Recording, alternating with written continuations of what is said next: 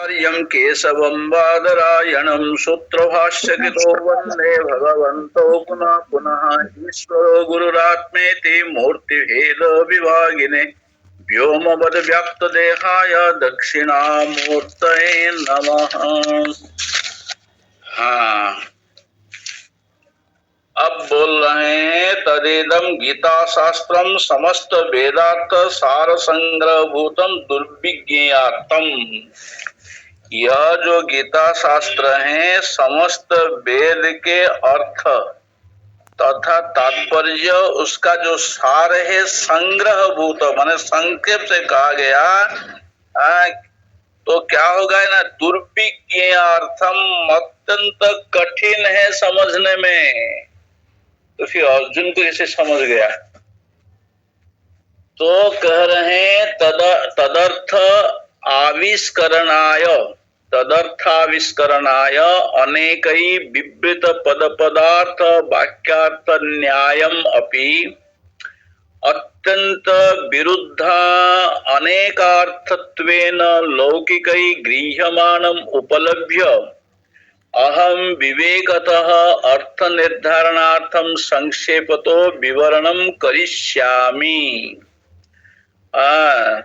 इधर तो कह रहे हैं संग्रह भूत भी है, दुर्विज्ञ भी है, अर्थात विज्ञ अभिज्ञ नहीं है, अभिज्ञ नहीं है, दुर्विज्ञ है, अर्थात खूब परिश्रम करके उसको समझने पड़ेगा।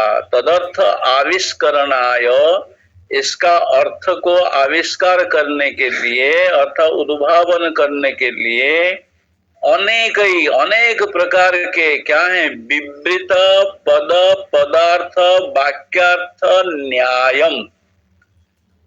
उसके लिए क्या क्या कहा गया ना, विवृत विशेष रूप से, वृत विशेष रूप से जो कहा गया, कैसा ना पद पदार्थ, पद रहने पर पद का अर्थ यथार्थ होगा ऐसा कोई नियम नहीं है। एक पद का बहुत अर्थ होता है, पद पदार्थ वाक्यार्थ। अब पद का अर्थ से कभी कभी वाक्य का अर्थ भिन्न हो जाता है। और न्यायम अर्थात युक्ति भी, केवल वाक्य नहीं, केवल पद नहीं, वाक्यार्थ को सिद्ध करने के लिए तदनुकूल जो युक्ति, अपि अत्यंत विरुद्ध अनेकार्थत्वेन, अत्यंत विरुद्ध अनेकार्थ, अर्थात एक एक शब्द का भिन्न भिन्न अर्थ है। कहीं कहीं ऐसे श्लोक हैं जे एक के साथ दूसरे का विरुद्ध प्रतिपादन हो रहा है।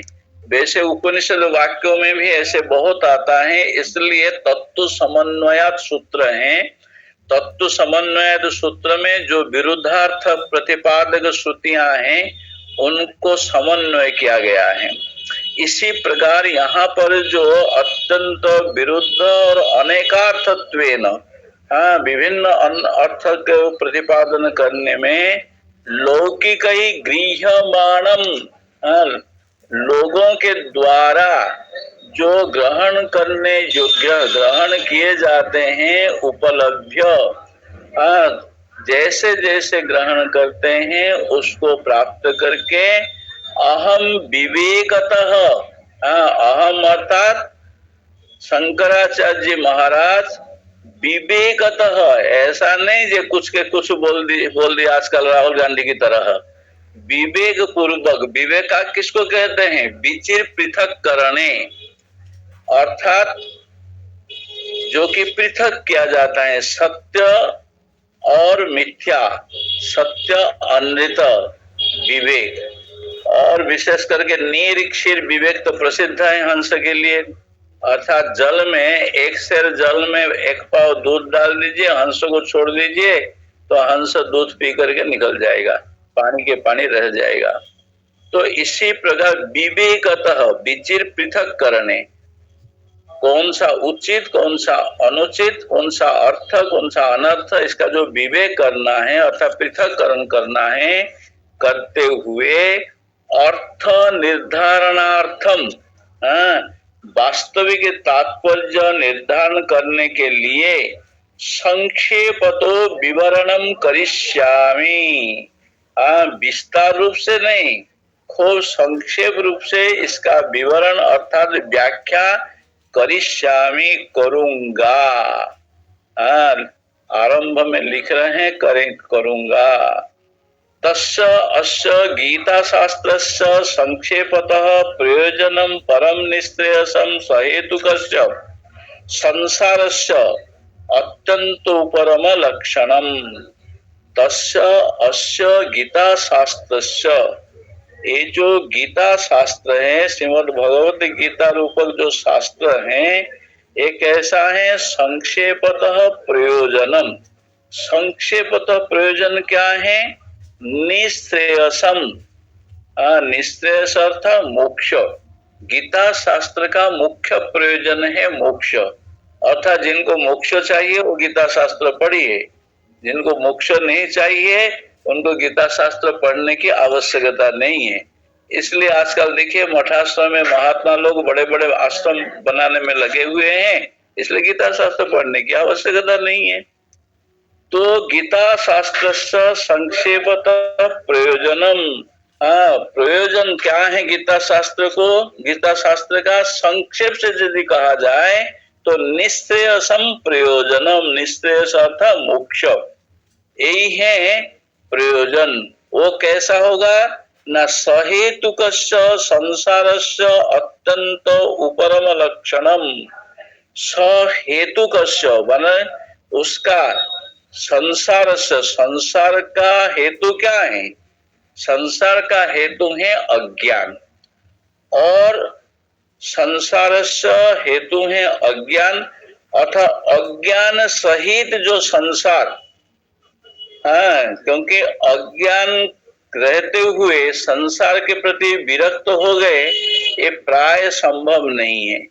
क्योंकि अज्ञान जो है कहीं ना कहीं उसको आसक्त कर देगा, कहीं ना कहीं उसको गड्ढा में डाल देगा। इसलिए संसार का हेतु है अज्ञान, और हेतु सहित जो संसार है उसके प्रति अत्यंत उपरम लक्षणम। क्योंकि निश्रेयस की ओर जाएंगे, मोक्ष की ओर जाएंगे, तो पहले संसार से तो अत्यंत उपरम लक्षण। मैं थोड़े देर के लिए नहीं है। घर छोड़ते बगैर तो हमारे सासुदानंद जी थे, हमारे महाराज जी के मित्र थे, पुराने काशी में विद्वान थे। उनको हम लोग इसको पकड़े, बोले आपका श्राद्ध कौन करेगा? क्योंकि वो थे ब्रह्मचारी, सासुदानंद ब्रह्मचारी। और महाराज जी जब सफेद कपड़ा में थे तब से महाराज जी से संबंध था उनका।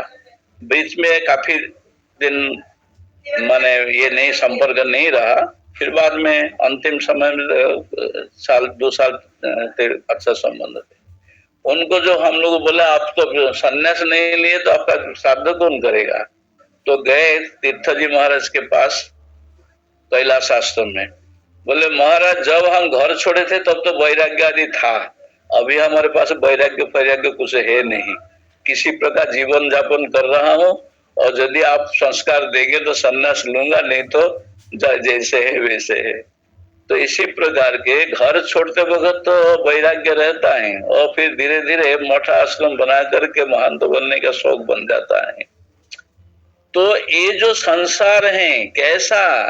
न अत्यंत उपरम लक्षणम संसारस्य। केवल संसार के प्रति उपलक्षण क्या उपरम लक्षण नहीं है, संसार के कारण जो अज्ञान है उसके प्रति भी अत्यंत उपरम लक्षण। केवल उपरम लक्षण तो बस घर छाटते वक्त हो जाता है, कोई कष्ट की बात आती है तब भी हो जाता है। तो यहाँ कहते हैं अत्यंत उपरम लक्षण, माने बिल्कुल उसके प्रति पलट करके देखने की भी इच्छा जब नहीं होती है, अत्यंत भावे उपरम हो जाते हैं, तब जाकर के निश्रेयसम परम प्रयोजनम सिद्धम, सिद्धि की लाभ होती है। तच्च सर्व कर्म संन्यास पूर्वकात् आत्मज्ञान निष्ठा रूपात धर्माद भवति।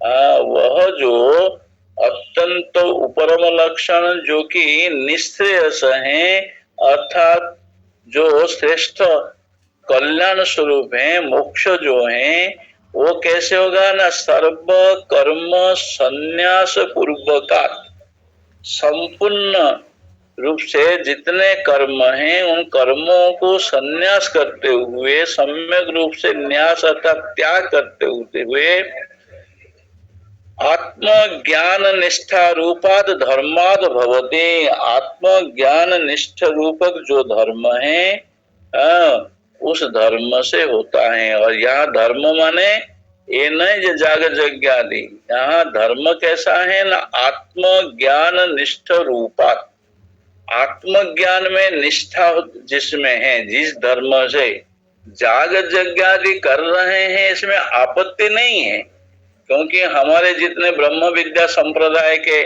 आचार्य रहे हैं वे आचार्य तो अधिकांश सब गृहस्थ हैं, इसलिए हम लोग रोज गृहस्थों को प्रणाम करते हैं। नारायण, पद्मभव, वशिष्ठ, शक्ति, पराशर, सुखदेव जी तक, क्या देवी भागवत के सुखदेव जी तो गृहस्थ थे, चार संतान, चार पुत्र थे। तो इसलिए आत्मज्ञान निष्ठ रूपात, आत्मज्ञान में जिनकी निष्ठा है, अर्थात विभिन्न जागत यज्ञ जो करते हैं वो अंतःकरण शुद्धि के लिए या कर्तव्य के रूप में पालन करते हैं, किंतु निष्ठा रहते हैं आत्मज्ञान में।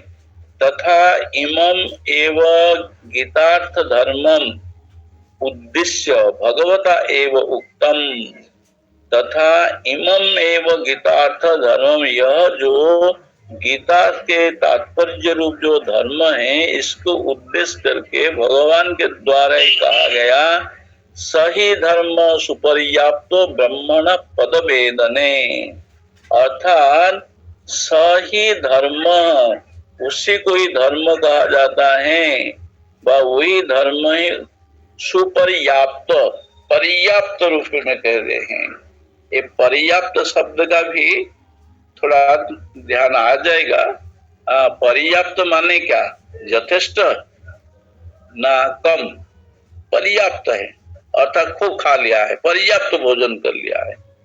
और अपर्याप्त माने थोड़ा है, गीता में ऐसे आएगा, क्योंकि पर्याप्तम त्विदमेतेषां बलम भीष्माभिरक्षितम, तो न कि भीष्म, इसमें भीमाभिरक्षित भीष्म, वहां पर इसका विशेष व्याख्या दिया गया। पर्याप्तम अपर्याप्त का गीता में अपर्याप्तम त्विदमेतेषां पर्याप्तम त्विदमेतेषां, इस प्रकार के दो वाक्य हैं, वहां आ जाएगा। सही धर्म सीमित जिसका तो पर्याप्त के सीमित ना अपर्याप्त के सीमित, पर्याप्त जो है उसको बोलते, पर्याप्त माने सीमित और अपर्याप्त माने असीमित, ठीक है। तो ये कह रहा है ना, दुर्योधन करता है, कहना है पर्याप्तम विदमेतेषां सैन्यम भीमाभिरक्षितम, भीम के तरह जो रखे जो पर्याप्त है, थोड़ा है, और अपर्याप्तम तो अस्माकं, जो कि भीष्म द्वारा परिरक्षित है। तो सही धर्म सुपर्याप्तो ब्रह्मण पद वेदने, ब्रह्मण पद वेदने पद्यते प्राप्यते इति पद, अर्थात जिसको प्राप्त किया जाता है तो पद्यते, और उसको वेदने अर्थात जिस पद को जानने में, ब्रह्मण पद वेदने, यानी कि ब्रह्म कोई है, उसका कोई पैर है, उसको जान लेने से तत्व ज्ञान हो जाएगा, ये नहीं है। ये पद वेदने, ब्रह्मण पद वेदने माने ब्रह्म का ज्ञान लाभ करने में सही धर्म सुपर्याप्त, यही धर्म ही वस्तुतः यथेष्ट है, सुपर्याप्त है, अर्थात सुष्टु रूप से पर्याप्त है। इति अनुगीतासु, अनुगीता जानते हैं कि नहीं आप लोग? अनुगीता के बारे में कुछ मालूम है? सब चुप मालूम है। मालूम नहीं है। भगवान श्री कृष्ण कुरुक्षेत्र महासमर आरंभ में जो गीता का उपदेश दिए थे, तो उसके बाद जब युद्ध समाप्त हो गया तो अर्जुन बोले, आपने हमको जो उपदेश दिया था वो उपदेश हमको फिर सुनाइए, क्योंकि मैं तो उस समय युद्ध से लग गया तो सब भूल गया।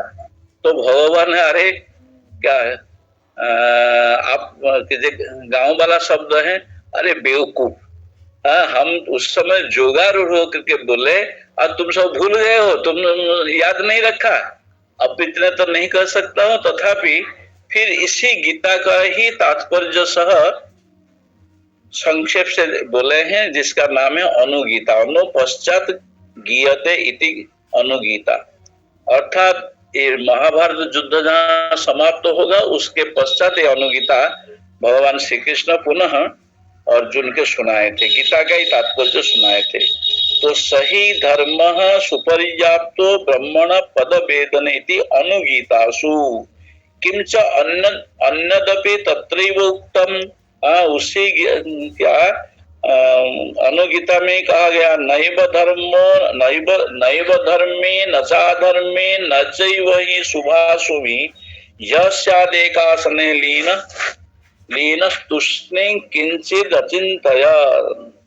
नैव धर्मे न चाधर्मे, वो धर्म भी नहीं है अधर्म भी नहीं है, जो कि धर्मी, क्योंकि धर्मी कौन है, जिसमें धर्म रहता है और धर्म रहने वाला है। एक धर्म आधेय और धर्मी हो जाएगा अधिकरण, तो धर्म एवं धर्मी दो वस्तु हो जाएगा ना।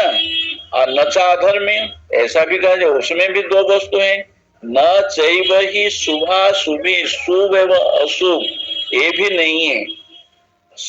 यस्याद एकासने लीन, एकासन में बैठ करके लीन हो गया अपने में, और तुष्णिम किंचित अचिंतयन, वहां बिल्कुल कुछ भी चिंतन नहीं कर रहा है, क्योंकि चिंतन किसकी वृत्ति है, चिंतन करना मन का धर्म है, वह बुद्धि की वृत्ति है। और जहाँ तत्व ज्ञान होता है मन बुद्धि भी वहां बाधित हो जाने के नाते चिंतन करने का कोई आधार ही नहीं रहेगा।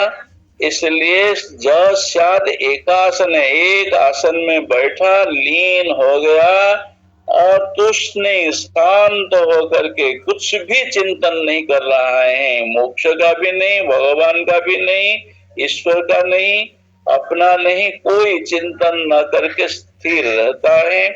और कैसा न ज्ञानम संन्यास लक्षणम, ये संन्यास का लक्षण क्या है, ज्ञानी है संन्यास का लक्षण है। इति च यह पिचान्ते उक्तम अर्जुनाय सर्वधर्मान परित्यज्य मामेकम शरणम ब्रज। जितने प्रकार के धर्म सब परित्याग कर लीजिए। इसलिए हमारे देश का जो संविधान है उसमें घुसा दिए धर्म निरपेक्ष, सब धर्म परित्याग कर देना और अधर्म ही करना। तो कह रहे हैं सर्व धर्मान परित्यज्य मामेकम शरणम ब्रज, सब प्रकार के धर्म का परित्याग करते हुए एकमात्र हमारे ही शरण में आ जाओ। और अभ्युदयार्थ वेत चला गया, क्या है, निश्रेयस के लिए। और अभ्युदयार्थ भी यह प्रवृत्ति लक्षणों धर्म, अभ्युदय के लिए निश्रेयस और अभ्युदय, अभ्युदय माने व्यावहारिक उन्नति। तो इसके लिए क्या कहते हैं, न अपि यह प्रवृत्ति लक्षणों धर्म, जो कि प्रवृत्ति लक्षण धर्म कैसा है, धर्म वर्णाश्रमांच उद्देश्य विहित, वर्ण एवं आश्रम को उद्देश्य करके उसमें विधान किया गया। इदम कुर्याद इदम मा कार्षी, ये कीजिए ये मत कीजिए, ये कहा गया क्या है, अभ्युदय के लिए। जो कि संसार के जो सांसारिक जो उन्नति है, क्या करना चाहिए क्या नहीं करना चाहिए, विधि निषेध बताया गया। सन्यास के लिए जो विधि निषेध ये पहले बता दिए, और गृहस्थों के लिए संसार के लिए जो विधि निषेध ये कह रहे हैं। देवादि स्थान प्राप्ति हेतु ईश्वरार्पण बुद्धिया अनुष्ठीयमान सत्व शुद्ध भवति फलाभिसंधि वर्जित। तो ये प्रवृत्ति लक्षण जो धर्म है वो वर्णाश्रमांच उद्देश्य विहित, अब वर्ण एवं आश्रम के उद्देश्य करके वो विधान किया गया है, क्योंकि सबके लिए सब नियम नहीं है। जो नियम ब्रह्मचारी के लिए है और क्या है, जो ब्रह्मचारी के लिए जो करणीय है गृहस्थ के लिए नहीं करना है, और गृहस्थ के लिए जो विधेय है वो ब्रह्मचारियों के लिए निषेध है। इसी प्रकार वानप्रस्थ सन्यासी ये जो आश्रम धर्म है, वर्ण एवं आश्रम के अनुसार कार्य संपादन करने की विधान दिया गया। कहा कैसे न स देवादि स्थान प्राप्ति हेतु, देवताओं के जो स्थान है उसको प्राप्त करने के उद्देश्य से ये दिया गया है। अपिसन माने देवादि स्थान प्राप्ति के कारण भी, अर्थात जाग यज्ञ आदि करेंगे तो स्वर्ग जाएंगे, स्वर्ग जाने की इच्छा से जाग यज्ञ आदि करने की विधान है। इस विषय में महाराज श्री हमको बृहदारण्य उपनिषद के पढ़ता था उस समय, शायद उसी समय पूछे थे हरिद्वार में। बोले तो बृहदारण्य उपनिषद के आरंभ में, आप लोग तो पिछले बार पढ़े हैं, अश्वमेध यज्ञ के बारे में कहा गया। अर्थात क्षत्रिय के अधिकार है अश्वमेध यज्ञ में, ब्राह्मण का तो अधिकार नहीं है। तो ब्राह्मण के लिए क्या किया जाए, जो अश्वमेध विराट स्वरूप है, भगवान का जो विराट स्वरूप है, संपूर्ण विश्व ब्रह्मांड को ही अश्व के रूप में कल्पना करना, यही है अश्वमेध यज्ञ का जो फल है। अर्थात अश्वमेध यज्ञ का दो फल हैं, एक फल है चक्रवर्ती सम्राटत्व की प्राप्ति और द्वितीय है स्वर्ग प्राप्ति। तो ये जो बृहदारण्यक उपनिषद में अर्थात शतवथ ब्राह्मण में जो यज्ञ की अश्वमेध यज्ञ की व्यवस्था दी गई, उससे चक्रवर्ती सम्राट तो नहीं हो पाएंगे, परंतु स्वर्ग प्राप्ति जो अवान्तर में के जो कि अदृष्ट फल है वो मिल जाएगा। तो महाराज से हमको पूछे, मानो कोई यज्ञ करने बैठा है, अश्वमेध यज्ञ कर रहा है और उसको वैराग्य हो गया, तब क्या होगा? तो यज्ञ का फल कैसे क्या होगा? तो मैं क्या बोलूं, महाराज जी के सामने में चुप ही रहा, और उस समय में विद्यार्थी था। तो महाराज जी बोले, देखो यज्ञ का उद्देश्य क्या है? यज्ञ का अश्वमेध यज्ञ का उद्देश्य है अंतःकरण को शुद्धि, और जब वैराग्य हो गया तो अंतःकरण की शुद्धि में उसका तात्पर्य आएगा, न कि स्वर्ग आदि प्राप्ति होगी। तो देवादि स्थान प्राप्ति हेतु, देवादि स्थान माने स्वर्ग आदि प्राप्ति है, देवताओं का स्थान जो स्वर्ग आदि, उसको प्राप्ति का कारण होने पर भी अपिसन, देवादि स्थान प्राप्ति हेतु अपिसन, ऐसे इच्छा होने पर भी ईश्वरार्पण बुद्धिया अनुष्ठीयमान, अर्थात ईश्वर के अर्पण करने की बुद्धि से जो अनुष्ठान करते हैं, ईश्वरार्पण बुद्धिया, अर्थात यज्ञ का जो फल है वो हमको न मिले, श्री कृष्णार्पणम अस्तु करके व ईश्वरार्पणम अस्तु करके उसके यज्ञ के संकल्प में कहा जाता है। तो इसी ईश्वरार्पण बुद्धिया यदि अनुष्ठीयमान, ईश्वर के अर्पण के बुद्धि से यदि इसका अनुष्ठान किया जाए तो सत्व शुद्ध भवती फलाभिसंधि वर्जित, अर्थात ईश्वरार्पण कर दिए, जो यज्ञ आप कर रहे हैं, उस यज्ञ का फल से स्वर्ग जाने की व्यवस्था रहने पर भी आप उसको क्या कर रहे हैं, हमको स्वर्ग नहीं जाना है, इसका फल हम भगवान को समर्पण कर रहे हैं। तो इससे क्या होगा, यज्ञ करने में कोई बाधा नहीं आएगी और इसमें कोई फल के अभिसंधि भी नहीं है, फलाभिसंधि वर्जित। फल के अभिसंधि न रहने के नाते सत्व शुद्धे भवति। सत्व अर्थात अंतःकरण, अंतःकरण की शुद्धि के लिए ये कार्य सिद्ध होता है।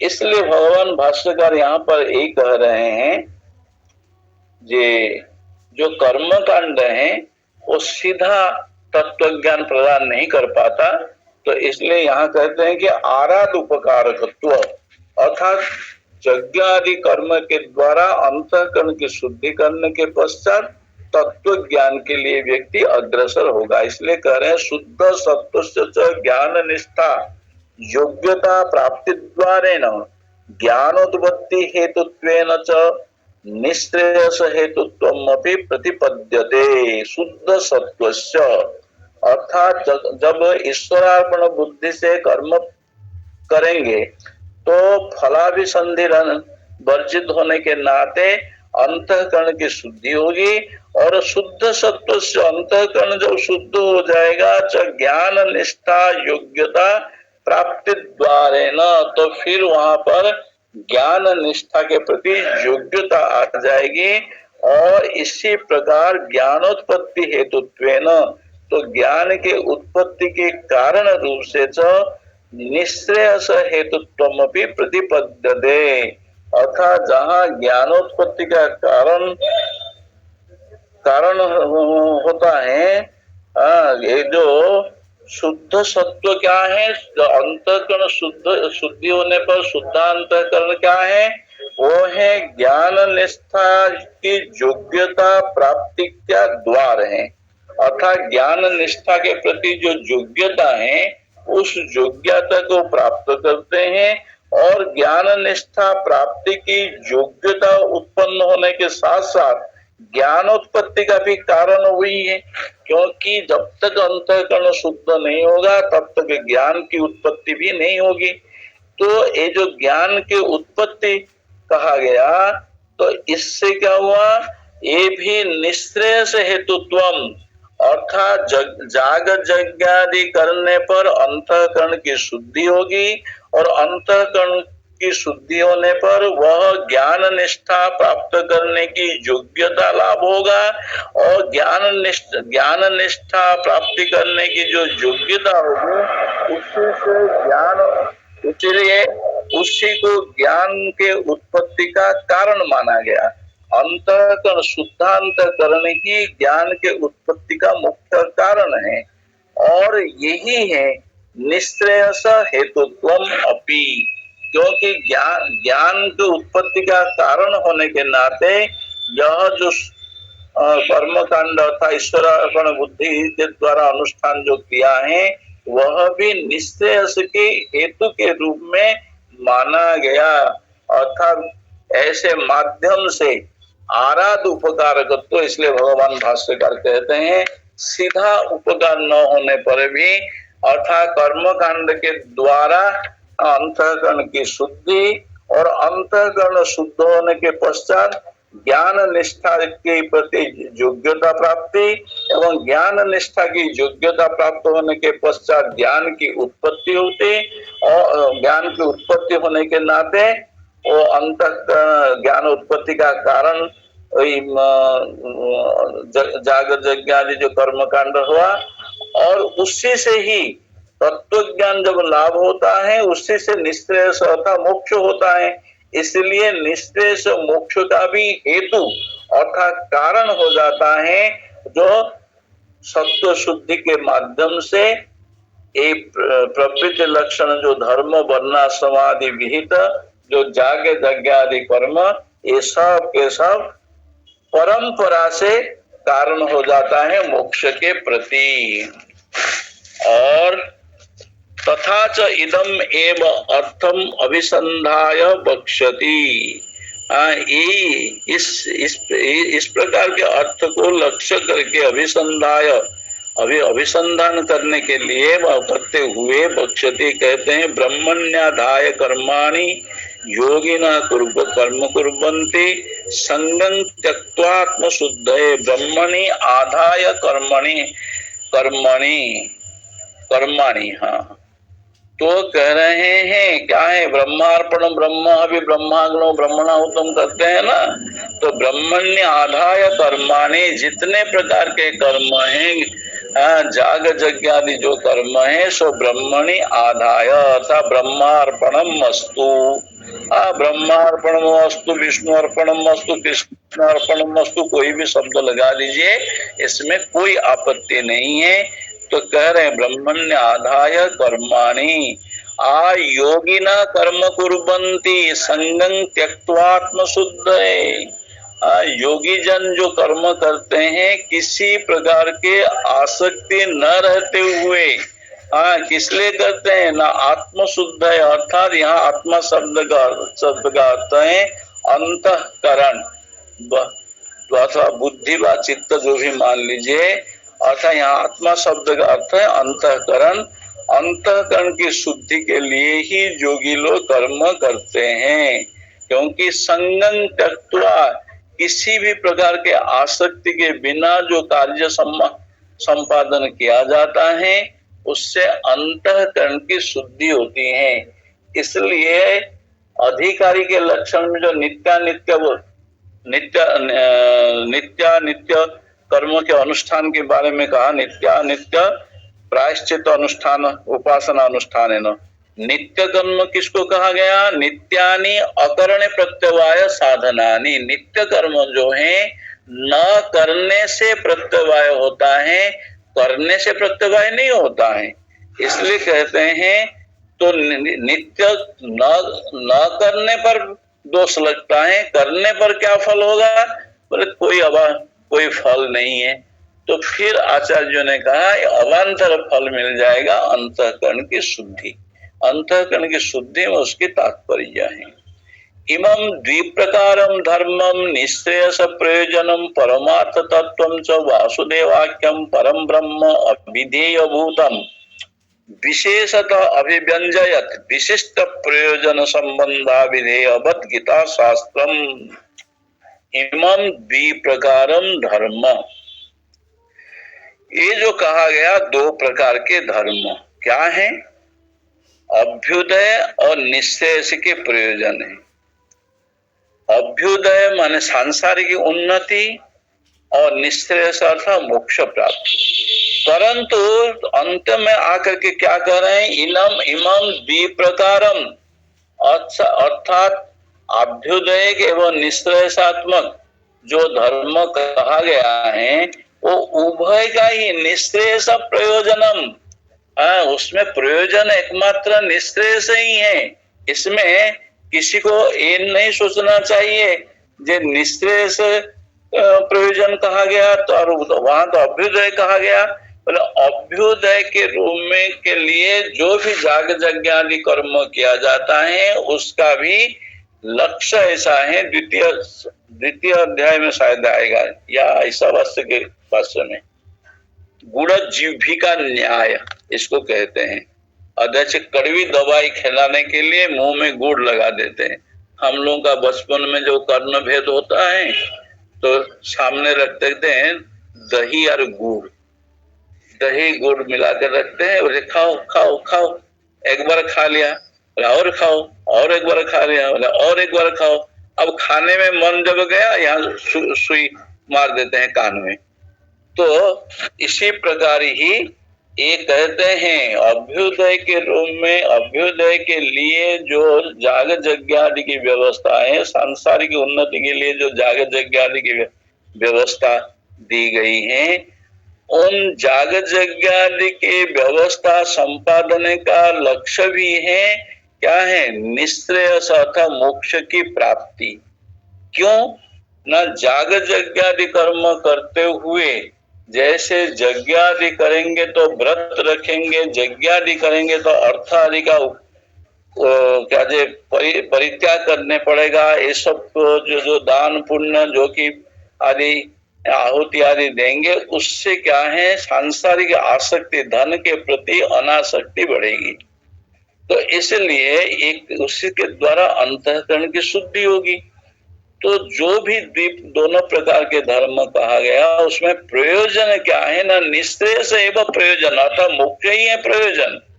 और वो कैसा है ना, परमार्थ तत्वम, व्यावहारिक या प्रातिभाषिक तत्व नहीं है, ये है पारमार्थिक तत्व है। और उसका नाम क्या है ना, वासुदेवाख्यम। देखिए कहाँ परमार्थ तत्व बोल रहे हैं और लगा दिए वासुदेवाख्यम। हाँ, वासुदेव माने वसुदेव के पुत्र।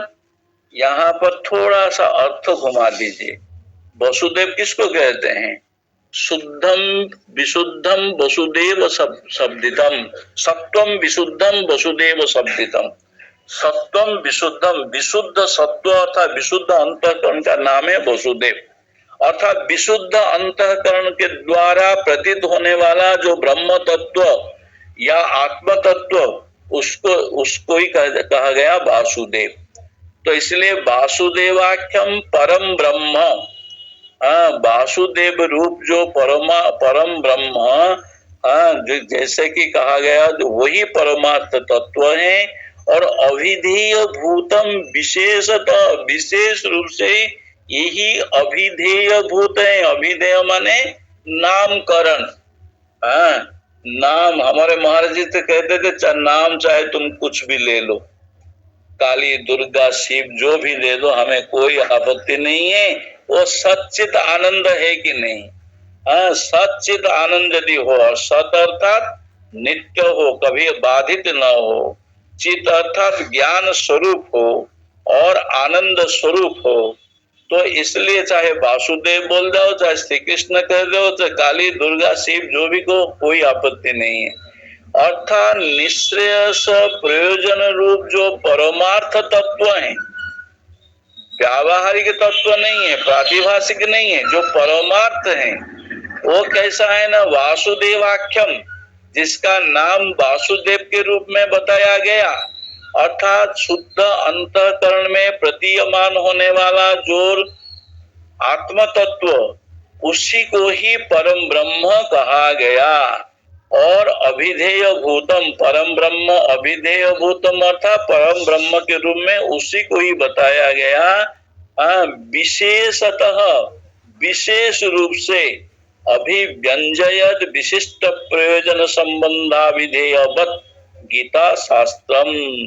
इसलिए यहाँ पर विशेष रूप से अभिव्यंजयत अर्थात अभिव्यक्त करते हुए, क्योंकि गीता शास्त्र में कृष्ण शब्द है। महाराज जी कहते थे कि गीता शास्त्र में जो श्री कृष्ण शब्द हैं वो ब्रह्मवाचक हैं, इसमें ये नहीं है कि कोई व्यक्ति विशेष है। तो अभिव्यंजयन अर्थात वहां पर अभिव्यक्त करते हुए, उसको प्रकाश प्रकट करते हुए विशिष्ट प्रयोजन संबंधाविधेयवत, क्योंकि किसी प्रयोजन में किसी को बताने के लिए उसका कोई संबंध आदि होना चाहिए। तो यहाँ कह रहे हैं विशिष्ट प्रयोजन क्या है? यहाँ अंतःकरण की शुद्धि के द्वारा तत्व ज्ञान लाभ करना ही विशिष्ट प्रयोजन है। तो विशिष्ट प्रयोजन संबंधाविधेयवत, विशिष्ट प्रयोजन के संबंध के अभिधेयवत, उसी को इसी प्रकार नामकरण करते हुए गीता शास्त्रम। तो एक गीता शास्त्र है। यहाँ पर बोला विशिष्ट क्यों कहा गया? विशिष्ट प्रयोजन क्या है? साधारण प्रयोजन तो सब कुछ करते हैं। काशी में शास्त्रार्थ हो रहा था और उसमें पंडित राज शिव कुमार शास्त्री थे। तो कौन सा मतवाद सही है, द्वैतवाद सही है कि अद्वैतवाद सही है, सब करते रहे। तो शिव कुमार शास्त्री आए, उसी दिन उनका बैग उनका घर का जो नौकर नाई लाया था उसको बगल में बैठा दिए। बैठा करके उसको कह दिया, अरे आप तो ब्रह्म हैं, आप भगवान हैं, आप यही ईश्वर हैं, तो वो तो डर के मारे छटपटाने लग रहा, बोले गुरुजी क्या कर रहे हैं, मैं नरक में जाऊंगा, आप ऐसे करें, मैंने प्रणाम तो कर नहीं रहे, प्रणाम करने की बहाना कर रहे हैं। तो शिव कुमार शास्त्री, महामहापाध्याय शिव कुमार शास्त्री काशी के विशिष्ट विद्वान थे उन दिनों में। तो उन्होंने कहा, बोले देखो ये जो द्वैत, विशिष्टाद्वैत, द्वैताद्वैत, ये जो भी आप लोग कह रहे हैं, ये तो सामान्य सभी लोग जानते हैं, नाई भी जानता है कि मैं ब्रह्म नहीं हूँ, मैं भगवान नहीं ईश्वर नहीं हूँ। फिर आप वेदांत से भी यही यदि समझेंगे तो वेदांत पढ़ने की क्या जरूरत है। इसलिए कहा गया अभिव्यंजयत, अभिव्यक्त करते हुए विशिष्ट प्रयोजन संबंधाभिधेयत्वादि, विशिष्ट साधारण प्रयोजन तो सभी जानते हैं, तो यहाँ असाधारण, विशिष्ट अर्थात असाधारण जो प्रयोजन है, अर्थात तत्व ज्ञान लाभ पूर्वक मोक्ष प्राप्ति, ऐसे जो असाधारण प्रयोजन है, विशिष्ट प्रयोजन है, इसका संबंध और विषय इसमें बताया गया। इति गीता शास्त्रम यतः तदर्थे विज्ञाते समस्त पुरुषार्थ सिद्धि अतः तद विवरणे यत्न क्रियते मया। और इसको बताने में तदर्थे अर्थात तदर्थे, तद शब्द का अर्थ क्या है, दोनों प्रकार का अर्थ कर सकते हैं। तद माने गीता शास्त्र, विज्ञाते, तद अर्थात गीता शास्त्र का जो परमार्थ तत्व निरूपण है उसको विज्ञाते। इससे क्या होगा, समस्त पुरुषार्थ सिद्धि। समस्त पुरुषार्थ क्या है, पुरुष ही अर्थ्यते प्राप्यते इति पुरुषार्थ, जितने प्रकार के पुरुषार्थ हैं सबकी सिद्धि के लिए क्या क्या है, धर्म अर्थ काम मोक्ष, 4 पुरुषार्थ हैं। तो समस्त पुरुषार्थ धर्म अर्थ के लिए भी क्या क्या गीता शास्त्र की आवश्यकता है, बोला हाँ उसके लिए भी व्यवस्था है। हाँ, क्योंकि श्राद्ध आदि में गीता पाठ करने पर दक्षिणा भी मिल जाती है, तो मान लीजिए इसी प्रकार ही मान लीजिए, तो वो तात्पर्य नहीं है। तो समस्त पुरुषार्थ अर्थात धर्म अर्थ काम मोक्ष, इसमें धर्म अर्थ काम, तो काम एवं मोक्ष, तो धर्म अनुसार जो काम आदि की प्राप्ति किया जाता है वो मोक्ष तक पहुंचाता है। तो इसलिए धर्म समस्त पुरुषार्थ कहा गया, चारों पुरुषार्थ अर्थात चारों पुरुषार्थ का जो मुख्य पुरुषार्थ मोक्ष है उसकी सिद्धि अतः तद विवरणे यत्न क्रियते मया, इसलिए उसके विवरण में हम यत्न कर रहे हैं, अब करने जा रहे हैं, अब कल करेंगे बाकी, ठीक है। ओम शंकरं शंकराचार्यं